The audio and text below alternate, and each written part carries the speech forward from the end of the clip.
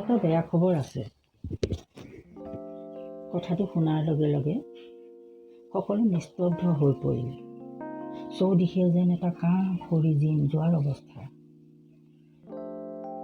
কাহি কাহি শুই থকা শাহুৱাই বিচনাৰ পৰাই মূৰ দাঙি চালে আৰু খন্তেকৰ বাবে উশাহটো বন্ধ কৰি যেন কাহটোও ৰখাই দিলে। বেয়া খবৰ? কি বেয়া খবৰ? পুৱাতেই তেনেই পৰিৱেশটো নিজম পৰিল, সকলো দুখী আৰু উদাস। ল'ৰা ছোৱালীহালে চিনেমা এখন লগাই লেপটপটোত ধুনীয়াকৈ বহি লৈছিল। চোফাতে বেড কভাৰ এখনো পাৰি লৈছিল। আৰামত আজি বহি বহি চিনেমাখন শেষ কৰিব। তেনেতে আহিল নহয় বেয়া খবৰটো। স্বামী দেৱতাই আকৌ ফুলত পানী দি আছিল। হাততে পানী দি থকা মগটো হাততেই ৰাখি খন্তেকৰ বাবে থমকি ৰ'ল আৰু মোৰ ফালে চাই থাকিল। তেওঁ বা কি বেয়া খবৰ আনিছে। এটা অসহায় লগা পৰিস্থিতি। খবৰটোৱে যে সকলোকে জোকাৰি যাব এই নিশ্চিত। ক'বলৈ মোৰ ভালো লগা নাই এনে এটা দুঃসংবাদ। তথাপিতো মই যে ক'বই লাগিব।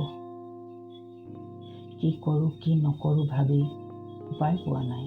কেনেকৈ বা আৰম্ভণি কৰোঁ। খবৰটো যে দিবই লাগিব।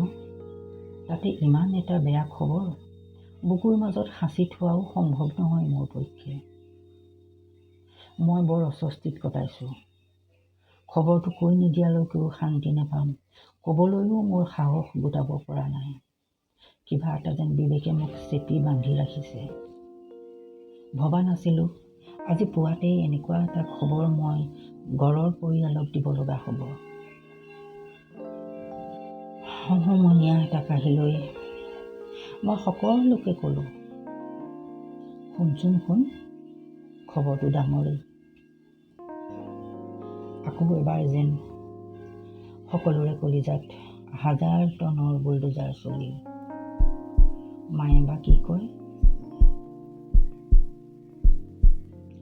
লাহেকৈ ক'লোঁ, আজি কাম কৰা বাইজনী নাহে। Oh my God.